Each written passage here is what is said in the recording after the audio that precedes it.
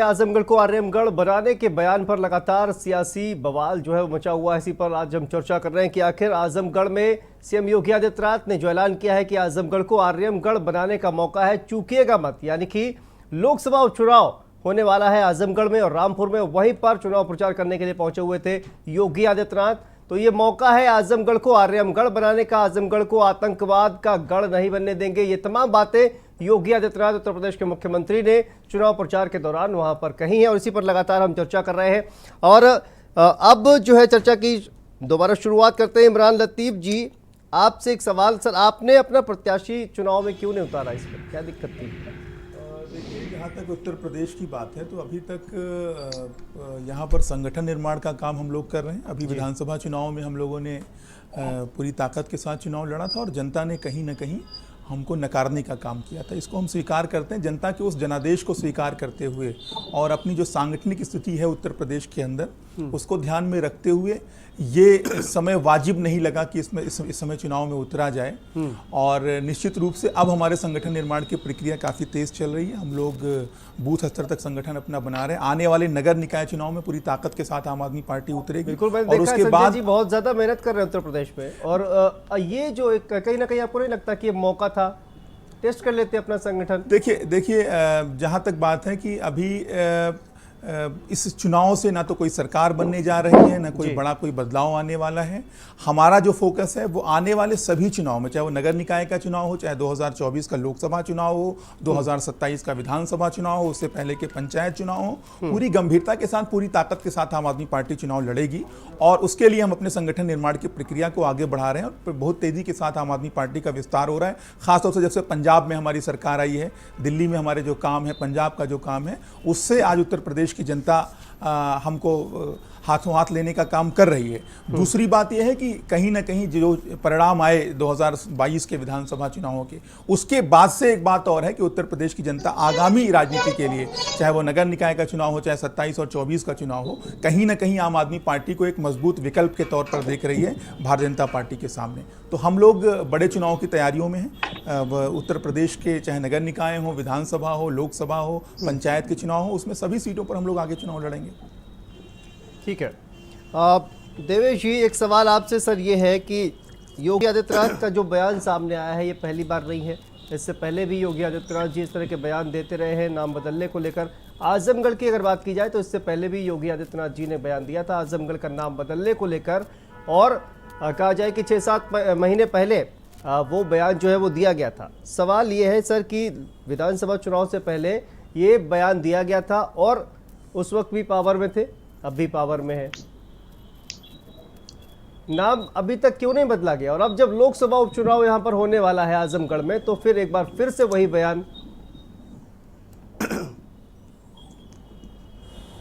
देखिए, मैं आपको बताना चाहता हूं कि भारत में हर 6 महीने बाद, साल भर बाद कहीं ना कहीं चुनाव होता है और ऐसी योजनाएं कहीं आती हैं, नाम बदलने का कोई प्रक्रिया बनती है, तो चुनाव आ जाता है। तो लोग कहते हैं कि चुनाव के समय ही ऐसा काम क्यों किया जा रहा है। ऐसी बात नहीं है, ये सब प्रक्रिया पूरे प्रदेश में चल रही है। नहीं सर, सवाल ये है मैं आपको एक बात और बताना चाहता हूँ सर, मौका तो मिला ना नाम बदल, अगर बदलना था तो बदल दिया जाता अब तक। नहीं, उसकी प्रक्रिया चल रही है और ये चुनाव तो आते जाते रहते हैं हर समय, 6 महीने बाद, साल भर बाद, कहीं विधानसभा चुनाव है, कहीं लोकसभा चुनाव है, कहीं पंचायत चुनाव है, कहीं निकाय चुनाव है। इस तरीके के चुनाव आते हैं। तो ये चुनावों के दरमियान भी कोई बात आती है तो लगता है कि चुनावों को लेकर कहा जाए, ऐसी बात नहीं है। मैं एक बात और बताना चाहता हूँ आजमगढ़ को लेकर। आजमगढ़ को समाजवादी पार्टी अपना गढ़ किला मानती है और मैं ऐसा बताना चाह रहा हूँ कि समाजवादी पार्टी के कई किले थे। फिरोजाबाद में जिस जिले से रहने वाला हूँ वो फिरोजाबाद है, या भी ये समाजवादी पार्टी का किला था। श्रीमान जी, का एक गढ़ हुआ करता था, वहां से भी इनको हराने का, समाजवादी पार्टी के लोगों को हराने का काम भारतीय जनता पार्टी के कार्यकर्ताओं ने किया। और ये बदायूं से लड़कर, बदायूं से हार कर जो आ रहे हैं धर्मेंद्र यादव जी, ये अपने जो सुरक्षित सीट पर ये चाहते हैं कि जीत जाएंगे। ये समाजवादी पार्टी नहीं है, परिवारवादी पार्टी है भाइयों। ये परिवार को लेकर साथ चलती है। ये नहीं चाहती कोई समाज का व्यक्ति भी भरे समाज क्या जाति को लेकर साथ चलती है, अरे किसी और समाज क्या जाति को लेकर साथ चलती है, किसी और जाति के लोगों को भी देवेश चुनाव जी, लड़ा देते, अपने देवेश जी, परिवार को, पंकज अपने सिंह का भाई नाम को आपने चुनाव सुना है? राजनाथ लड़ाएंगे। सिंह के लड़के हैं, वो भी एक परिवारवाद घर में नहीं है। 22 कल्याण सिंह के पौत्र और पुत्र का नाम आपने सुना सुना है, है? मैं नाम लेकिन वो आपको याद आज दिलाऊं? तक मंत्री नहीं बन पाए हैं। भाई साहब आपको नाम मंत्री नहीं याद बन पाए दिलाऊं? हैं, वो परिवार अमित शाह परिवार के के ही लड़के कारण मंत्री जय नहीं शाह बन की पाए कौन हैं। सी आप काबिलियत इस बात थी? से अंदाजा लगा आप लीजिए, मुझे बताइए, जय शाह के अंदर कौन सी काबिलियत थी कि मंत्री नहीं बन पाए हैं वो। बीसीसीआई का सचिव क्यों बन गया? अब मैं बताइए कह रहा ना। हूं, आपने पंकज जी का नाम अमित लिया शाह है। के लड़के पंकज जी जय शाह के अंदर कौन सी काबिलियत थी? वो परिवारवाद नहीं है। हाँ, आपका परिवारवाद है। वो कौन सी राजनीति में उन्हें क्या राष्ट्रीय अध्यक्ष बना दिया है? अमित शाह के लड़के को क्या बना दिया गया है? जेपी नड्डा साहब के लड़के को क्या बना दिया गया है?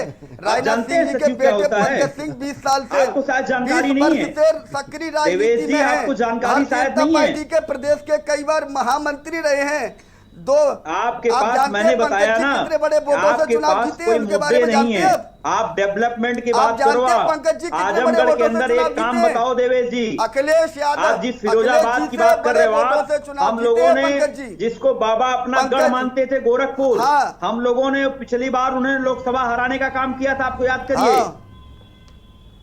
आप कोई गढ़ किसी का ऐसा नहीं आप है लोगों ने कि क्या आप क्या जिस नहीं घमंड में है कि हम नहीं हारने वाले हैं। आपके आप भी हारोगे। समाजवादी पार्टी के जो गढ़ हैं, जो बदायूं से हार कर आए, बदायूं से जीत नहीं हमारा पाए, सुनिए, 19 में समाजवादी पार्टी अब यह की सुरक्षित सीट सरकार के भी हिसाब रही से है। चाहते हैं। ये आप अपनी सरकार भी रही है। गलत फहमी है, ये गढ़ नहीं है। ऐसे किले आने जनता ने कितने किले ढा दिए। प्रदेश की जनता मैं वही ने तो कह रहा हूं कानून राज कि को आप इस लेकर मुगालते में मत उन्हें रहिए। उत्तर प्रदेश में जनता आपको 2022 भी में उखाड़ योगी जी की फेंकेगी। सरकार बनाई आप है। भी याद करिए और ये सरकार अपने इतिहास को। ठीक है, बिल्कुल ठीक हम है। भी आप जानते हैं, अगर हम ठीक है, अच्छे चंचल काम जी। नहीं करेंगे, लोगों की सुरक्षा नहीं दे पाएंगे, लोगों देवेश को जी। स्वास्थ्य सुविधा नहीं दे पाएंगे, तो हम ठीक है, भी यहाँ वापस से आएंगे चले सर आपके जाएंगे। पास। हम भी जानते नावेद हैं। जी से एक कमेंट लेते बताओ हैं। ना, आप आजमगढ़ में आपने क्या डेवलपमेंट किया? आप मुझे चंचल जी, बताइए ना। चंचल जी एक वापस कोई काम आएंगे आपके बताइए पास। नावेद जी से एक मेरे कमेंट सवाल- लेते हैं। सर देखिए, आजमगढ़ में लोकसभा चुनाव हो रहा है, आप जानते हैं कि वहां से जो है बसपा ने भी अपना प्रत्याशी जो है उसको उतारा है, गुड्डू जमाली को। तो ये बताइए सर कि आपको क्या लगता है, ये अगर आप जिस तरह से आपने विश्लेषण किया हो इस चुनाव का, तो जो बहुजन समाज पार्टी का जो प्रत्याशी है वो इस पूरे चुनाव को किस तरह से प्रभावित कर सकता है? देखिए, उस बसपा के प्रत्याशी का असर दिखाई दे रहा है, लोग बता रहे हैं जो वहाँ दौरे कर रहे हैं। अब बसपा की जो परफॉर्मेंस रही है विधानसभा चुनाव में बेहद कमज़ोर, उसकी अपेक्षा उनका प्रत्याशी वहाँ पर लड़ाई में नज़र आ रहा है। और ये समीकरण कहीं ना कहीं समाजवादी पार्टी के लिए खतरनाक और बीजेपी के लिए फायदेमंद है। देखिए, बहन मायावती यानी बसपा के दो चेहरे सामने आ रहे हैं। एक चेहरा जो सब लोग कहते हैं, जो आरोप उसके ऊपर लगाते हैं कि कहीं ना कहीं भारतीय जनता पार्टी का साथ बसपा दे रही है। अप्रत्यक्ष रूप से विधानसभा चुनाव में भी यही किया कि जहां पर लड़ाई भाजपा की और सपा की हो रही थी, वहां पर उन्होंने मुस्लिम कैंडिडेट उतारने की कोशिश की, सपा को हराने और बीजेपी को जिताने की। और जाहिर से बात है कि बड़ा एक दलित वोट जो है वो ट्रांसफर भाजपा में हो चुका और होता रहा है पिछले चुनाव में। और बहन मायावती शांत रही हैं हमेशा, कई चुनाव में, 2-3 चुनाव में वो उतना उन्होंने कैंपेनिंग नहीं की, उतना उन्होंने प्रचार नहीं किया चुनाव में, जितना वो एक बड़ी पार्टी दल के होते हुए बसपा उतनी लड़ाई में नहीं आई। और उसका फायदा बसपा को मिला।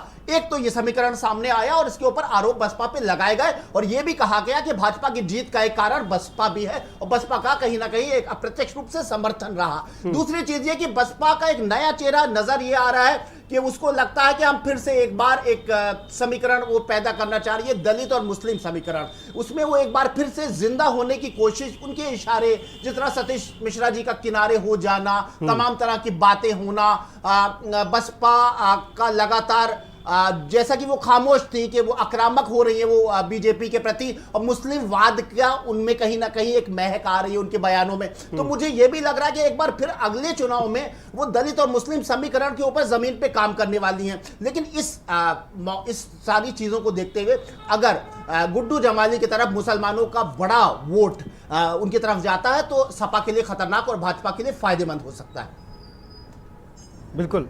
और देखिए इमरान जी, जिस तरह से नवेद जी ने कहा कि ये एक बसपा का जो एक ट्रेंड है, कोशिश ये कर रही है मायावती कि आगे जो आने वाला चुनाव है उसमें दलित मुस्लिम जो समीकरण है उसको साधने की कोशिश की जाए।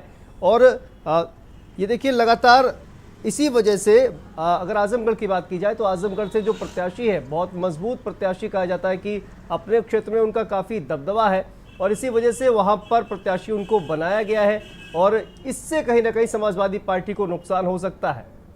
देखिए, जहाँ तक मायावती जी की बात है और बहुजन समाज पार्टी की बात है, अगर उनको ये लगता कि गुड्डू जमाली इतने ही प्रभावशाली नेता हैं तो अभी कुछ दिन पहले विधानसभा के चुनाव हुए हैं, उनको सड़क पर लाकर न छोड़ते थे।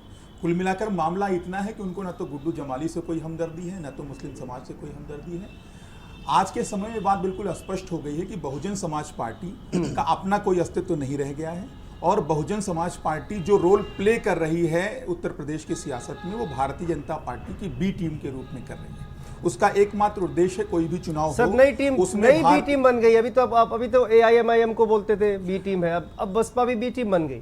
अरे आपको भी कुछ लोग कहते हैं। देखिए, लोगों ने आपको भी कहना शुरू किया। मैं कह रहा हूं कि इस चुनाव के अंदर भी आप देख लीजिए, पूरा उनका इस चुनाव के अंदर बहुजन समाज पार्टी का सिर्फ एकमात्र उद्देश्य है कि वो समाजवादी पार्टी अगर टक्कर दे पा रही है भारतीय जनता पार्टी को तो उसको चुनाव से बाहर किया जाए, भारतीय जनता पार्टी की मदद की जाए, इसके अलावा कुछ नहीं है। आपने विधानसभा चुनाव के अंदर देखा कितनी गंभीरता से बसपा ने चुनाव लड़ा। बसपा की गंभीरता का पैमाना सिर्फ इतना था कि वो चुनाव जीतने के लिए नहीं लड़ रहे थे, वो चुनाव लड़ रहे थे सिर्फ और सिर्फ जो भारतीय जनता पार्टी को जो कैंडिडेट हरा सकता था उसको हराने के लिए बसपा ने चुनाव लड़ा था। तो ये कुल मिलाकर बसपा की अपनी राजनीति है। चूंकि बसपा उत्तर प्रदेश की सियासत से लगभग खत्म हो चुकी है। एक विधायक जो उनका जीत कर आया था वो भी अपने नाम पर जीत कर आया था, अपने जो उसकी अपना उनका कैरेक्टर रहा है, अपनी जो हनक रही है उसके नाम पर उमाशंकर जी जीत कर आए थे। बाकी जो बसपा की जहां तक बात है तो बसपा को 0 सीटें मिली हैं इस बार उत्तर प्रदेश के अंदर और ये आजमगढ़ के अंदर भी बसपा कहीं से लड़ाई में नहीं है, बस लड़ाई में इतना है कि वो खेल बिगाड़ सकती है, इस बात को हम भी स्वीकार करते हैं। और इसी भूमिका के लिए बसपा है। क्या कारण आपको लगता है कि बहुजन समाज पार्टी जो है वो कहा जाए कि बहुत ज्यादा एक्टिव होकर चुनाव प्रचार नहीं कर रही है? विधानसभा चुनाव की अगर बात की जाए तो वहां पर भी बहुत ज्यादा आक्रामक तरीके से चुनाव प्रचार करती हुई नजर नहीं आई थी और वहीं पर ये जो लोकसभा चुनाव हो रहा है यहाँ पर भी बहुत ज्यादा आक्रामक तरीके से चुनाव प्रचार करती हुई जो स्ट्रेटजी बनाती थी मायावती, वो इस कहीं ना कहीं देखने को नहीं मिल रहा है। देखिए, मैं ये कह रहा हूँ कि इसमें उसके पीछे कारण सिर्फ एक है। जब पार्टी या नेता चुनाव जीतने के लिए लड़ता है, जब उसके दिमाग में यह होता है कि हमको चुनाव जीतना है तो वो पूरी ताकत लगाता है।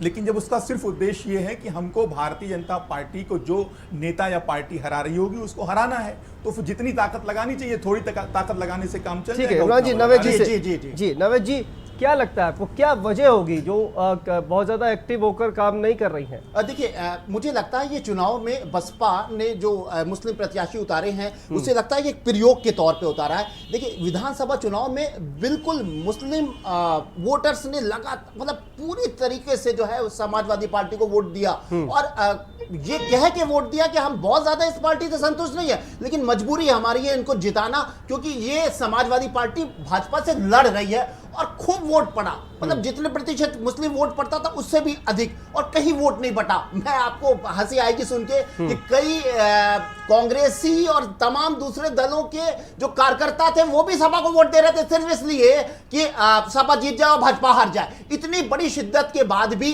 कहीं ना कहीं सपा हारी और भारतीय जनता पार्टी की सरकार बनी। उसके बाद मुसलमानों में एक नाराजगी का एक लहर आई जबरदस्त तरीके से 1 महीने 2 महीने के अंदर और समाजवादी पार्टी के अध्यक्ष के प्रति कहीं ना कहीं नाराजगी आई और वो आजम खान के एटीट्यूड को लेकर भी आई। हालांकि आजम खान अब बिल्कुल पटरी पे आ गए हैं, समाजवादी पार्टी में बिल्कुल वो अखिलेश यादव के इशारों पे काम कर रहे हैं, आजमगढ़ में प्रचार भी कर रहे हैं और बिल्कुल पटरी। लेकिन जो माहौल एक बना के साहब उससे ये लगा, बहन जी को ये लगने लगा कि कहीं ना कहीं अगर मूड बदल रहा है मुसलमानों का, क्योंकि कांग्रेस की भी बहुत बुरी स्थिति है, जाएंगे कहां? अगर उनको ये लग रहा है कि एक नया एक्सपेरिमेंट दलित और मुस्लिम वाला किया जाए तो प्रयोग के तौर पर उन्होंने एक प्रत्याशी उतार दिया कि देखो मुसलमान नाराज सचमुच है क्या, सब कहने वाली बातें। इसमें वो देखेंगे कि कितना हमें मुस्लिम वोट मिला और उसको देखते हुए लोकसभा का अगला खाका तैयार करेंगे। सर, आपने कहा कि आप अखिलेश यादव के कहा जाए कि इशारों पर काम करने के लिए तैयार है आजम खान। जी हाँ, बिल्कुल एकदम सिनेरियो बदल गया। या फिर आप देखिए जिस तरह से कहा जाए कि जो आजम खान जो है वो अपनी शर्तों पर काम कर रहे हैं।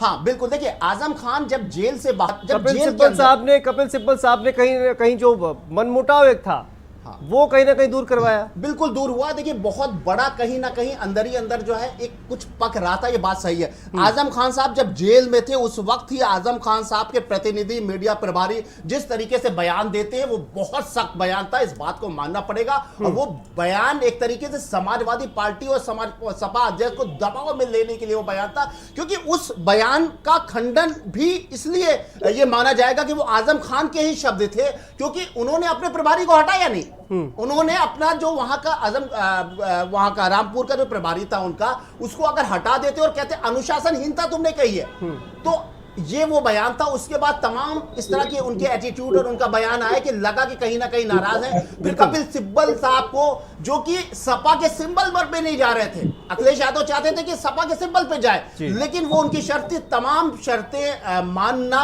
पड़ी अखिलेश यादव को, क्योंकि अखिलेश यादव को मुस्लिम आबादी से ये सुगबुगाहट आने लगी कि आजम खान एक प्रतीक बन गए, सिंबल। हालांकि आजम खान को लेकर मुसलमान जो कौम है वो बहुत उनको पसंद नहीं करती है, लेकिन फिर भी इस समय वो एक प्रतीक बन गए। जब वो जेल में रहे, लोगों ने कहना शुरू किया कि उनके ऊपर जुल्म हुआ, उनके परिवार, तो एक सिंपैथी बन गई और मुसलमानों का प्रतीक बन गए। और जब मुसलमानों को यह लगने लगा कि आजम खान साहब को जब इग्नोर किया तो हमारी क्या औकात है आम जनता की, तो ये सारी चीजें ऐसी बन गई कि कहीं ना कहीं अखिलेश यादव को उनके साथ में एक समझौता करना पड़ा, और आज वो दोनों साथ में हैं और चुनाव प्रचार कर रहे हैं। बिल्कुल चंचल जी, देखिए मुसलमानों का वोट हासिल करने के लिए आजम खान को साथ रहना जरूरी था, वरना बहुत नुकसान होने वाला था समाजवादी पार्टी का। देखिए, सबसे पहले मैं बता दूं कि नवेश साहब जो बता रहे हैं ये कयास लगा रहे हैं। मैं आपको बताऊं कि आदरणीय आजम खान साहब समाजवादी पार्टी के साथ एक बहुत बड़े नेता हैं और समाजवादी पार्टी के फाउंडर मेंबर भी रहे हैं। ठीक है, आज सोचिए कि उनका एक बहुत बड़ा सम्मान है और वो कभी नाराज नहीं थे, और बहुत सारी चीजें जिसे समाजवादी पार्टी परिवार की तरह है, बहुत सारी चीजें हल्की फुल्की चलती रहती है, लेकिन कभी आजम खान साहब के मुंह से आपने कोई लफ्ज सुना हो तो मुझे बताइए। और वो समाजवादी पार्टी के साथ बहुत मजबूती के साथ, सोचिए उनकी तबीयत खराब रहने के बावजूद भी आजमगढ़ में कैंपेनिंग की रही उन्होंने, और जिस तरीके से उन्होंने दास्तां सुनाई अपनी, किस तरीके से बीजेपी के लोगों ने उनके खिलाफ, आप सोचो कि आदरणीय आजम खान साहब जो 10 बार विधायक रह चुके हैं, 10वीं बार विधायक चुने गए, इस बार 2 बार लोकसभा रह चुके हैं। तो चंचल जी, ऐसे इंसान के बारे में मुर्गी चोरी, बकरी चोरी, किताब चोरी, आजम खान साहब वरिष्ठ नेता है, आरोप लगाते हैं, इसीलिए उन्होंने अपने मुंह से कुछ भी नहीं कहा, लेकिन जो संकेत देना था वो दे दिया अखिलेश यादव जी को। अरे उन्होंने ये कहा कि मुलायम सिंह जी मैंने तो फोन नंबर बोल दिया है। मीडिया का काम है, मीडिया का काम है, पत्रकार का काम है कयास लगाना। आप मुझे बताइए, ये आप ही लोग हैं ना जो आपको ध्यान होगा 18 अप्रैल को आदरणीय शिवपाल जी को आप लोगों ने बीजेपी ज्वाइन करा दी थी, आपको याद होगा। तो मैं वही कहना चाह रहा हूं, 18-19 अप्रैल को नहीं कि बीजेपी ज्वाइन करेंगे, तो आप लोग कयास लगाते रहते हैं, आप लोगों का काम कयास लगाना, आप लगाते रहिए। लेकिन आदरणीय आजम खान साहब समाजवादी पार्टी के साथ बहुत एक मजबूत स्तंभ के साथ खड़े हैं, मजबूत पिलर हैं वो। और आप देखेंगे कि जो आगामी जो आजमगढ़ और रामपुर का जो उपचुनाव हो रहा है, ये 2024 को एक बहुत बड़ा संदेश देने जा रहा है। आजम खान साहब समाजवादी पार्टी के साथ खड़े हैं, लेकिन बहुजन समाज पार्टी आजमगढ़ में आपका खेल खराब कर सकती है। देखिए, बहुजन समाजवादी पार्टी जो है 2022 का जो विधानसभा चुनाव हुआ है, उसमें आपने देखा होगा जिस तरीके से उसने डायरेक्ट और इनडायरेक्ट दोनों तरीके से उन्होंने बीजेपी की मदद करी है, वो जनता को मालूम है। इसीलिए दलित समाज के लोग बहुत ज्यादा नाराज हैं कि बहन जी ने उनके साथ छलावा किया है, उनके साथ अन्याय किया है। क्योंकि आप देखें पूरे देश में दलितों का उत्पीड़न बहुत ज्यादा से ज्यादा मामले में बढ़ गए हैं।